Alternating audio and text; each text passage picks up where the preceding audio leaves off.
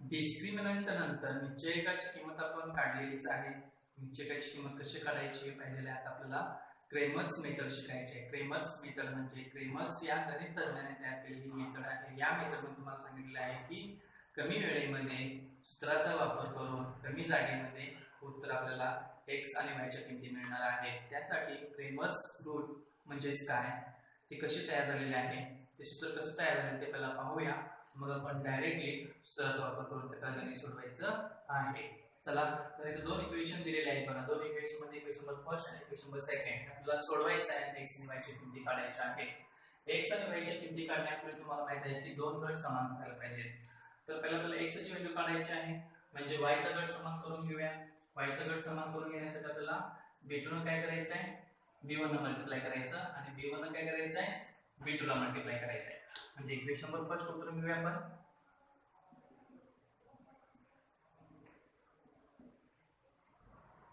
बघा इथे equation number first उतरून घेतलेला आहे. इक्वेशन नंबर फर्स्ट ला आपल्याला b2 ने मल्टिप्लाय करायचं आहे. a1 b2x b1 b2 y is equal to c1 b2. बघा सगळीकडे b2 b2 आलेला आहे.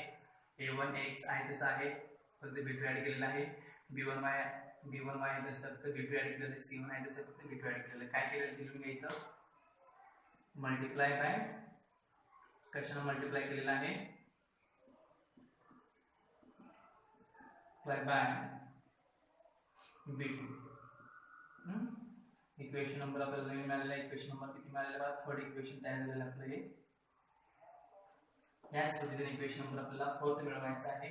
इक्वेशन सेकंड उतरून घेऊया. a2x plus b2y is equal to c2.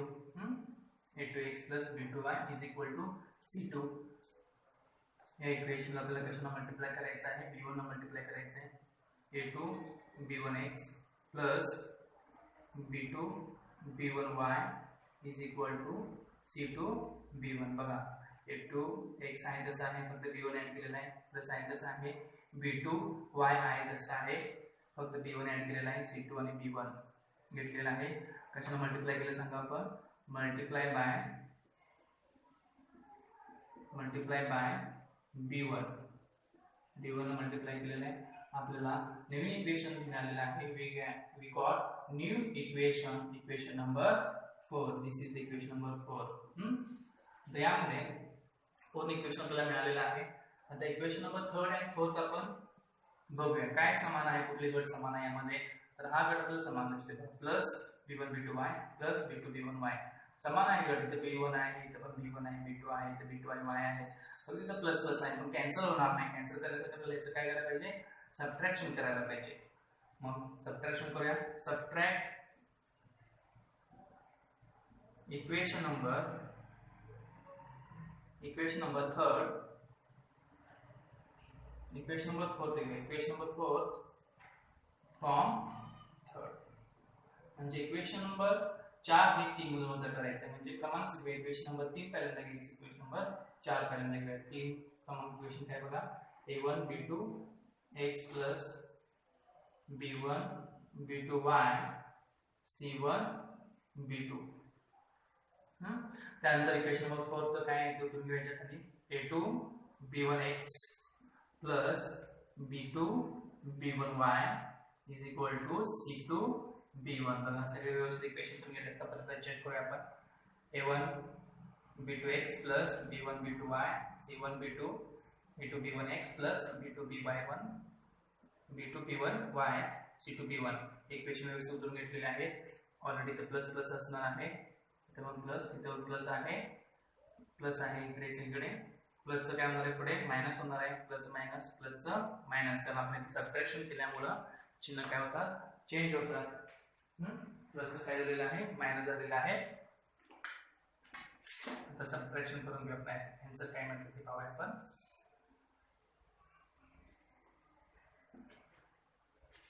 बघा हा गट हे साइन्स कॅन्सल केलेले आहेत आपण, कारण त्याचे चिन्ह आपण लिहिलेले, काय चिन्ह बदलले, का बदलले, कारण मायनस केल्यामुळे चिन्ह बदलतात. प्लस मायनस मायनस झालेला आहे, पण हा गट कॅन्सल होणार नाही. यातलं कुठलेही पद कॅन्सल होणार नाही, कारण प्रत्येक पद वेगवेगळं आहे. a1 b2x मायनस इथं मायनस साइन घ्यायचं आहे into b1x is equal to आहे घ्या, तर हा गट पूर्ण कॅन्सल होतोय कारण समान आहे, प्लस मायनस मायनस हा गट पूर्ण समान आहे म्हणून कॅन्सल झाला आहे. Plus minus minus c1 b2 minus c2 b1. बघा यामध्ये पण काही समान नाही, तर c1 आहे तर c1 नाही, b2 आहे तर b1 आहे, म्हणजे समान आहे, म्हणजे प्लस आहे तसं घेतलं आपण तर प्लस नाही घेतलं तर चालतंय, तर मायनस घेतलेला आहे याचा गट तयार झालेला आपला. आता यामध्ये कॉमन काय वाटतं बघा, x कॉमन आहे म्हणजे x एका साईडला ठेवा आणि हा इथं कंसामध्ये टॅग करायला आणि म्हणजे आपल्याला पुढचा x ची व्हॅल्यू मिळून जाईल.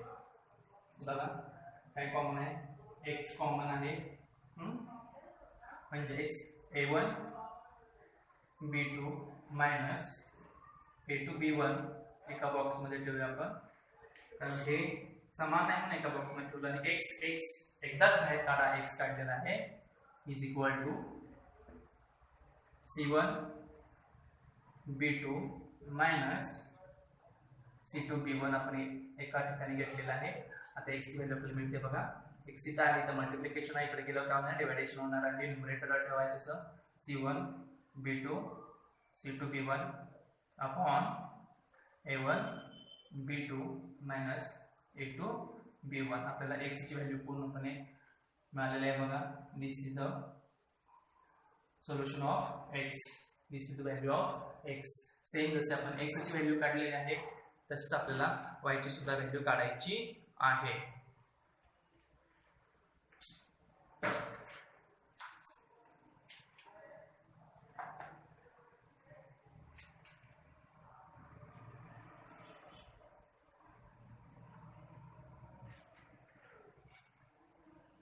फर्स्ट स्टेप बघून घ्या, परत व्यवस्थित कसं आलेलं आहे, स्टेप्स चेक करून घ्या.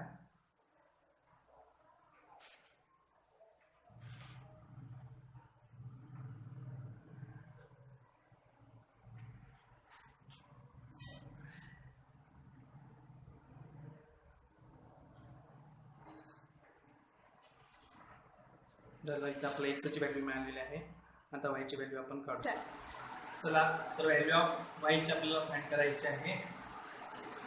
x ची व्हॅल्यू जशी फाइंड केली y ची व्हॅल्यू आपल्याला फाइंड करायची आहे. जरा एक लक्ष द्या, आपण काय केलं होतं बघा, इक्वेशन नंबर फर्स्ट आणि इक्वेशन नंबर सेकंड. तर फर्स्ट इक्वेशन फर्स्ट म्हणून घ्यायचं आपल्याला, equation number first a1x b1y is equal to c1. आता इक्वेशन नंबर फर्स्ट आपल्याला मल्टिप्लाय करायचं आहे परत, म्हणजे आपल्याला मगाशी हा गट समान करून घेतला आहे, मगाशी आपण हा गट समान करून घेतलेला आहे, आता आपल्याला हा गट समान करून घ्यायचा आहे. हा गट कट झाल्यानंतर आपल्याला कोणाची व्हॅल्यू मिळणार आहे, y ची व्हॅल्यू मिळणार आहे. म्हणजे अल्टरनेट आपल्याला कशामध्ये करायचं आहे, a1 आणि a2 मध्ये. म्हणजे हे इक्वेशन फर्स्ट घेतले, इक्वेशन फर्स्ट घेतल्यावर a2 न मल्टिप्लाय करायचं आहे. किती मल्टिप्लाय करायचं आहे, a2 न मल्टिप्लाय करूया आपण. a1 a2x plus b1 a2y c1 a2. बघा a2 ने मल्टिप्लाय केलेला आहे, a2 घेतलेला आहे, a2 ने मल्टिप्लाय केलेला multiply by a2. Equation number आपल्याला किती मिळाला, इक्वेशन नंबर 6 दिलेला आहे आपल्याला, इक्वेशन नंबर 6 दिलेला आहे, equation number 6. we got new equation number 6, equation number 6. Same आपल्याला काय करायचं, इक्वेशन नंबर सेकंड बदलून करून घ्या. बघा इक्वेशन नंबर सेकंड काय आहे, a2x plus b2y is equal to c2. आता अल्टरनेट करायचं आहे, इक्वेशन नंबर सेकंड आहे आपल्याला a1 ने मल्टिप्लाय करायचं आहे, a1 a2x plus a1 b2y is equal to a1 c2. कशाने मल्टिप्लाय केले सांगा, आपण इथं multiply by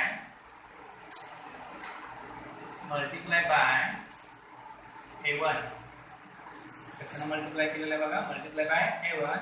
we got new equation number 7 number equation जो तयार झालेला आहे. तर जर चेक करून घ्या, a2x आहे तसं a1 मल्टिप्लाय केलेला, b2y आहे तसं a1 मल्टिप्लाय केलेला आहे, c2 आहे तसं फक्त a1 आपण मल्टिप्लाय केलेला आहे. आपल्याला नवीन इक्वेशन तयार झालं, इक्वेशन नंबर 6 आणि इक्वेशन नंबर 7. आता इक्वेशन नंबर 7 पाहून आपल्या इक्वेशन नंबर 6 मल्टिप्लाय सबट्रॅक्शन करायचं आहे. आपल्याला गट हा समान आलेला आहे, हा घट समान आलेला आहे. मग इथं प्लस आहे, इथं पण प्लस आहे. प्लस प्लस केलं तर डायरेक्टली आपल्याला कॅन्सल होणार नाही, तर सबट्रॅक्शन करावं लागणार. सबट्रॅक्शन करून कसं करायचं, इक्वेशन नंबर हे पहिला लिहून घ्या, नंतर इक्वेशन हे लिहून घ्या. म्हणजे आपल्याला काय लिहायचं बघा, सबट्रॅक्ट इक्वेशन 6 फ्रॉम 7. बघा इक्वेशन 6 हे 7 मधून वजा करायचं. मग 7 पहिला इक्वेशन लिहून घ्या आणि त्यातून इक्वेशन नंबर 6 वजा करायचं आहे. इक्वेशन 7 काय बघा, a1 a2x. बघा इथे लिहूया आपण a1 a2x और इथे बघा plus a1 b2y plus a1 b2y is equal to a1 c2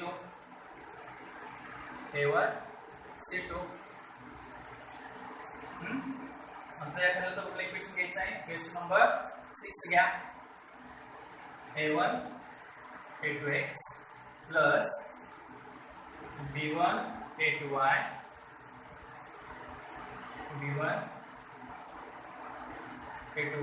is equal to c1 a2 आता सबट्रॅक्शन करायचं आपल्याला. सबट्रॅक्शन म्हटल्यावर ऑलरेडी काय चिन्ह असल्यावर प्लस चिन्ह असतात, तर आपल्याला काय करायचं, सबट्रॅक्शन करून घेऊया. प्लसचं minus all signs have changed due to we making subtraction of these two equations. Plus minus minus गट समान आहे, हा पूर्णपणे डिलीट होणार.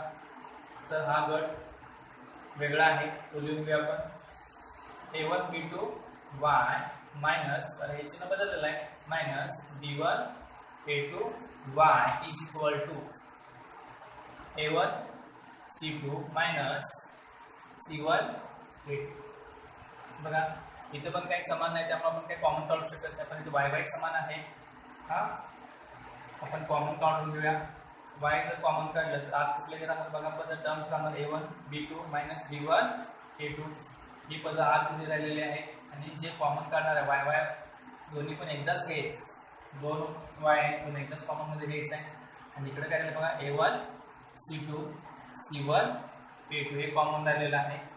आता गुणाकारचं काय होणार, हा मल्टिप्लिकेशन आहे, इकडे गेलं काय होणार आहे, डिवायडेशन होणार आहे. a1 c2 हे न्यूमरेटरला ठेवा आणि इकडचा गट हा मल्टिप्लिकेशन आहे, तो डिनॉमिनेटरला कन्वर्ट होणार आहे. a1 b2 b1 a2 y is equal to, we got value of y, give the number 6 7 8.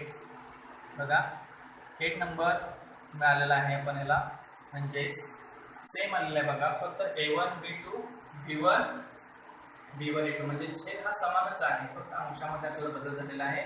अशा रीतीने आपल्याला x आणि y च्या व्हॅल्यू मिळालेल्या आहेत. आता आपण पुढे बघूया. पूर्ण एकदा बघून घ्या व्यवस्थित. बघा y ची व्हॅल्यू आपण कशी फाइंड केलेली आहे चेक करून घ्या.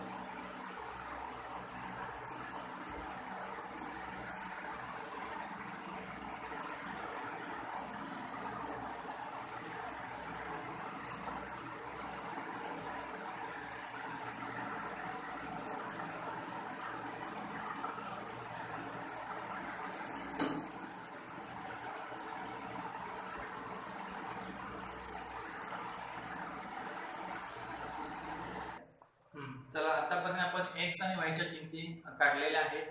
तर आता आपल्याला काय करायचं आहे, x चं डिस्क्रिमिनंट फॉर्म मध्ये रूपांतर करायचं आहे. y ची जी व्हॅल्यू मिळालेली आहे y च्या व्हॅल्यूचं पण डिस्क्रिमिनंट फॉर्म मध्ये ते रूपांतर करायचं आहे. बघा यामध्ये इकडे लक्ष द्या, आपण x ची व्हॅल्यू काढलेली आहे, फक्त मी क्रमाने लावून घेतलेली आहे. बघा c1 b2 c2 b1 म्हणजे आहे तसंच उतरून घ्यायचं आहे. a1 b2 a2 b1 असं आपण लिहून घेतलेलं आहे. तर आता डिस्क्रिमिनंट फॉर्म कसं करायचं, आपल्याला ऑलरेडी माहित होतं की ह्याच्यामध्ये रूपांतर करायचं होतं. ह्याच्यावरून इकडे जाऊ शकतो आपण, जर इकडे संख्या होती आपण तिथे गुणाकार करतो, तो म्हणजेच पहिल्यांदा संख्या अशी मांडायला लागली इथे आणि इथे, म्हणजे हे c1 इथं असणार आहे, c1 इथं असणार आहे आणि इकडे तिरकस मध्ये हे b2 इथे असणार आहे. बरोबर आहे. सेम आता इकडचा गट बघा, इकडचं काय लक्षात ठेवा, c2 ही पहिली संख्या असणार आहे इथं आणि इकडं b1. फक्त ऍड लक्षात ठेवायची, c च्या खाली c यायला पाहिजे आणि b च्या खाली b. इथं 1 c1 c2 b1 b2 एवढंच लक्षात ठेवायचं आहे. आता यामध्ये हे पण सेम तसंच आहे, a1 b2 इथं a1 येणार आणि इथं काय येणार आहे b2 येणार आणि इकडे खाली याच्या खाली येणार आहे a2 घ्यायचं आहे आणि b1 घ्यायचं आहे. म्हणजे a1 a2 याच्या खाली 1 आणि b च्या खाली पहिल्यांदा 1 नंबर, नंतर 2, नंतर 1, नंतर 2, म्हणजे हे आपल्या डिस्क्रिमिनंट फॉर्म मध्ये रूपांतर झालेलं आहे. आता सेम जसं x चं डिस्क्रिमिनंट फॉर्म मध्ये रूपांतर केलेलं आहे, तसं आपल्याला काय करायचं y मध्ये पण डिस्क्रिमिनंट फॉर्म मध्ये रूपांतर करून घेऊया आपण. सेम तसंच मांडतात, जसं आपण जरा मॉडिफिकेशन करून घेतलेलं आपण तर याचं पण a c इथं a चा गट पहिला घेतल्यानंतर मी c1 घेतलेला आहे, a2 पहिला नंतर c1 घेतलेला आहे, ab हे a2 अगोदर घेतलेला आहे आणि नंतर c1 नंतर घेतलेला आहे, क्रमाने abc क्रमाने घेतलेला आहे. आता यामध्ये a1 इथं घेणार, हा गट कसा मांडता करायचा अशी मांडली, a1 आणि c2 आणि इकडं पहिला a2 आणि c1, म्हणजे मी फोड जे एकत्र केले ते मी फोड करतो याच्यात. तर त्याची प्रोटेक्शन बघा इथं a1 इकडे तिकच b2 आणि इकडे a2 आणि b1, म्हणजे डिस्क्रिमिनंट फॉर्म मध्ये आपलं रूपांतर झालेलं आहे. जर आपण ह्याचं रूपांतर विचार जर केला तर 3 कॉलम्स तयार होतात. किती? 3 कॉलम्स दिसतात आपल्याला बघा, 3 कॉलम्स. किती कॉलम दिसतात? 3 कॉलम्स आहेत आपल्याकडे, म्हणजे एक a1 a2 हा एक कॉलम मिळतो, नंतर दुसरा कॉलम b1 b2 हा एक कॉलम मिळतो आणि तिसरा कॉलम काय मिळतो आपल्याला c1 c2. हे 3 आपल्याला कॉलम मिळतात. a1 चा एक गट, b1 चा गट आणि c1 चा. बघा इथं a1 चा गट इथे मिळतोय, b1 चा इथे गट मिळतोय आणि c1, म्हणजे a1 a2 b1 b2 c1 c2 हे आपल्याला गट मिळालेले आहेत.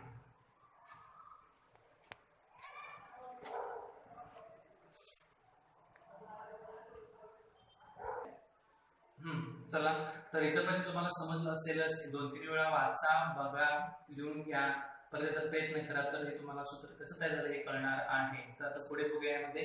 आता यामध्ये आपण तयार केलेलं आहे की डिस्क्रिमिनंट फॉर्म मध्ये रूपांतर केलेलं आहे. छेद हा समान आहे, इथं पण छेद x च्या ह्याच्यामध्ये पण छेद समान आहे, y च्या ह्याच्यामध्ये पण छेद समान आहे, म्हणजे जो छेद आहे तो आपण इथे काय कन्सिडर करायचा आहे. बघा आता x त्याला आपण dx मानूया. मग dx काय झालं बघा, dx चं डिस्क्रिमिनंट काय झालं, छेद घ्यायचा नाही तर हा घ्यायचा आहे c1 c2 b1 b2, म्हणजे बघा आपल्याला dx चं डिस्क्रिमिनंट मिळालेलं आहे. बघा यावरून हे dx हे पहिला आपला फॉर्म तयार झालेला आहे. मग dx चं काय मिळालं बघा, इथे लिहून घेऊ आपण. dx इथे लिहून घ्या, dx c1 c2 b1 b2 हे आपल्याला dx चं मिळालेलं आहे. आता सेम आपल्याला बघा dx चं काय मिळालं बघा, dx. आता सेम तसं आपल्याला काय dy चं आपलं हे y आहे, तर y चं डिस्क्रिमिनंट dy मध्ये कन्वर्ट करूया. छेद समान आहे, छेद काय घ्यायचं नाही, मग dy काय मिळालं बघा, हा गट आहे सोबत येणार आहे.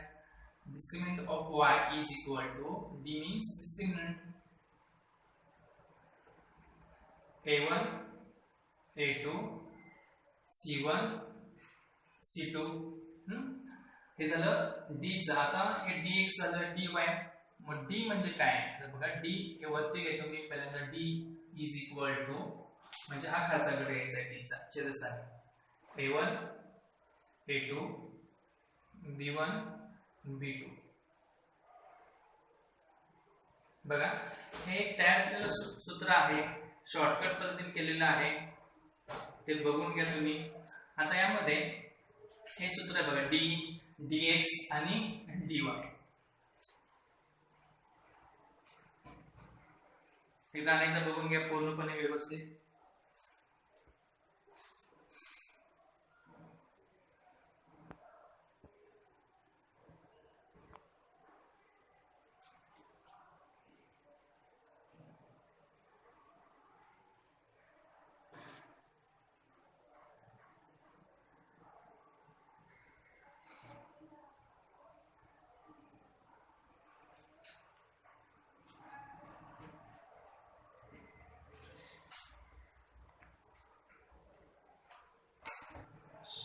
तर आता आपण काय काय केलं तर रिपीट करतो बघा. पहिला आपण x ची किंमत काढली, नंतर y ची किंमत काढलेली आहे.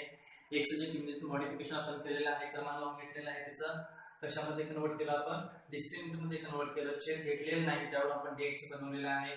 सेम y ची पण किंमत आपण इथे काढलेली होती. y च्या ठिकाणी त्याचं डिस्क्रिमिनंट मध्ये रूपांतर केलेलं आहे, y डिस्क्रिमिनंट मध्ये रूपांतर केलेलं आहे. छेद घेतलेलं नाही त्यावर आपण काय केलेलं आहे, dy ची व्हॅल्यू काढलेली आहे आणि d म्हणजे तो छेद घेतलेला आहे आपण. आता यामध्ये आपल्याला x ची व्हॅल्यू कशी मिळणार आहे बघा. x इज इक्वल टू दोघांचा भागाकार करायचा आहे, dx अपॉन d. बघा y ची व्हॅल्यू कशी मिळणार आहे, dy अपॉन d.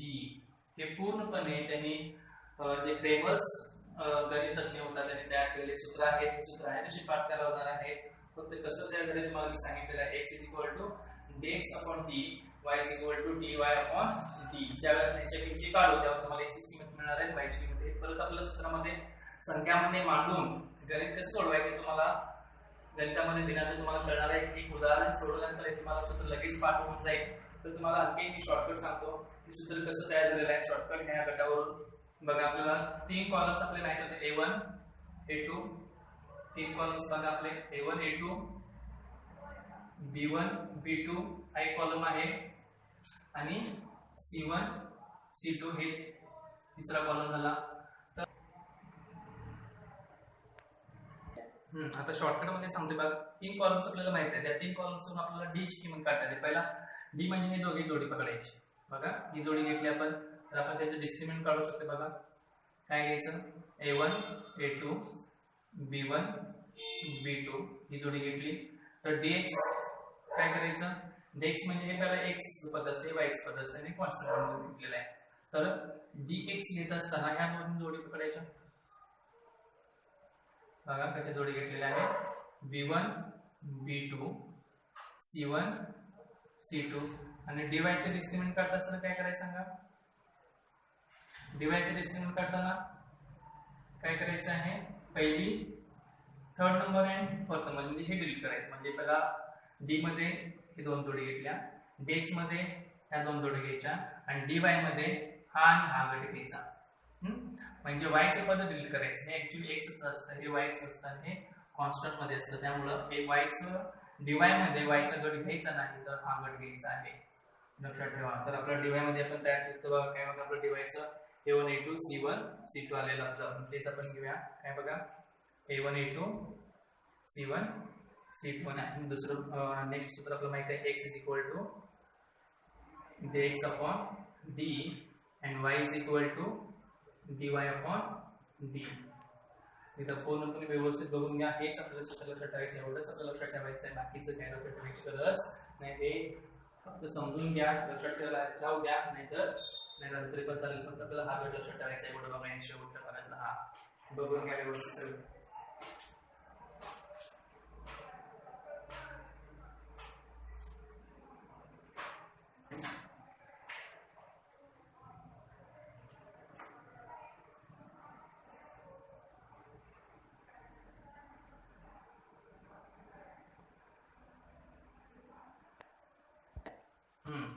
तर आपल्यामध्ये यामध्ये आणखी थोडं करेक्शन लक्ष द्यायचं. बघा इथं b1 b2 फक्त आपल्याला c1 चा पहिला गट घ्यायचा आहे, मग आपल्याला हा गट तयार होणार आहे. इथं c1 c2 आणि मग इकडे b1 b2 येणार आहे. फक्त हे स्मॉल चेंज थोडा करून घ्यायचा आहे, कारण आपल्याला c चा पहिला गट घ्यावा लागतो, नंतर b चा गट घ्यावा लागतो. लक्षात ठेवायचं, हा मोस्ट इम्पॉर्टंट बदल आहे. लक्षात ठेवा c1 c2 b1 b2. एकदा पूर्णपणे चेक करून घ्या काय काय बघा, बघून काय काय बदल केलेला आहे आपण.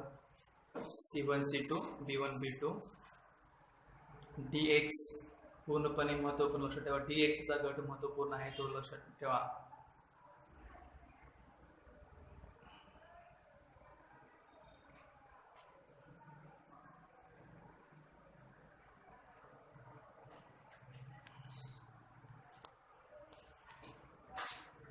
बघून घ्या परत इथं काय काय बदल केला आहे आपण. x ची किंमत आपण त्याचं डिस्क्रिमिनंट फॉर्म मध्ये रूपांतर केलेलं आहे आणि त्यावरून dx चं आपण डिस्क्रिमिनंट काढलेलं आहे, डिस्क्रिमिनंट फॉर्म मध्ये रूपांतर केलेलं आहे. dx ची काय लिहिलं आहे, c1 c2 b1 b2. त्यानंतर आपण y चं काय केलेलं आहे, y ची व्हॅल्यू मांडलेली आहे, y चा जरा बदल करून घेतलेला आहे. आणि खाली त्याचं डिस्क्रिमिनंट फॉर्ममध्ये रूपांतर केलेलं आहे. आणि परत छेद कॅन्सल करून आपण इकडं या साईडला dx dy ची व्हॅल्यू घेतलेली आहे. आपण बघा dy ची value a1 a2 c1 c2. त्यानंतर आपण 3 कॉलम्स तयार केलेले आहेत, a1 a2 b1 b2 c1 c2. त्यानंतर पूर्ण एका ठिकाणी केले बघा फॉर्म्युले dx dy x is equal to dx upon dy, y is equal to dy upon d. ते शॉर्टकट मध्ये मी सांगितलेलं आहे बघा तुम्हाला कसं करायचं. शॉर्टकट मध्ये कसं रूपांतर करायचं सांगितलं बघा. a1 a2 b1 b2 c1 c2 इकडे घेतलंय. d ची किंमत काढत असताना पहिले 2 कॉलम्स पण घ्यायचे. dx ची किंमत काढत असताना पहिला ड्रॉप करायचा, शेवटचे 2 कॉलम्स घ्यायचे. पण शेवटचे 2 कॉलम्स घेताना c1 चा पहिला कॉलम घ्यायचा, c2 नंतर b1 b2 घ्यायचा. dy चा कॉलम घेत असताना फर्स्ट अँड थर्ड कॉलम पकडायचा, a1 a2 आणि c1 c2. झालं. इथं बघून घ्या व्यवस्थित, एकदा लिहून घ्या व्यवस्थित पूर्णपणे ते. Okay, thank you.